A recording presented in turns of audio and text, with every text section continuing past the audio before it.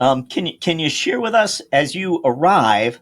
Do you reorganize finance? Is there anything that you do that in some fundamental way maybe changes things a little bit? So the first thing was really a gathering with my leadership team. We needed to assess where we were in that journey and make sure that we were not only moving in the right direction, but the rate and pace of change that our organization can tolerate. So we spent a lot of time creating the need, and we developed internally what we call finance forward. So it was our way of communicating through that. And Pitney Bowes was probably a little bit on the earlier stages of that journey, being a 103-year-old company. And I got here during COVID, so people were working from home. So it's harder to drive change. Where we are today, roll forward 2.5, almost 3 years later, is we've created a center of excellence or a global business shared services as a more standalone function. Again, nothing that many companies haven't done before, but we were a little bit later in the game in getting that up and running. And we're in the process of that, and we're pretty far along. We have deployed more robot automation. But what was interesting, and I think this is an important point, when we created that shared services, we touched a lot of processes.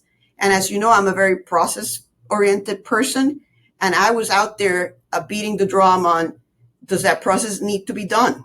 Can it be eliminated? Because many people, again, they're working from home, they're doing what they're being asked to do, but sometimes you lose perspective of what comes before you in that process and what comes after you in that process. So you might still be doing the report that you're being asked to do, but guess what? The process changed and that report might no longer be needed. But we didn't have the moments before to question those things. In our parcel sortation business, we really needed to get down to unit economics.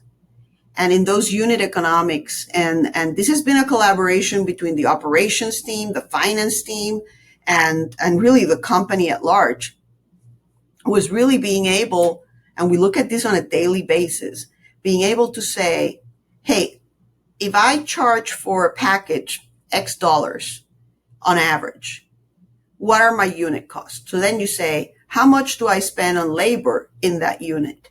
How much do I spend on transportation in that unit? How much of my warehouse cost is spent on that unit? How much of the automation that I've invested in is spent on that unit? And this was very instrumental for the finance function to play a leadership role in helping and working with operations.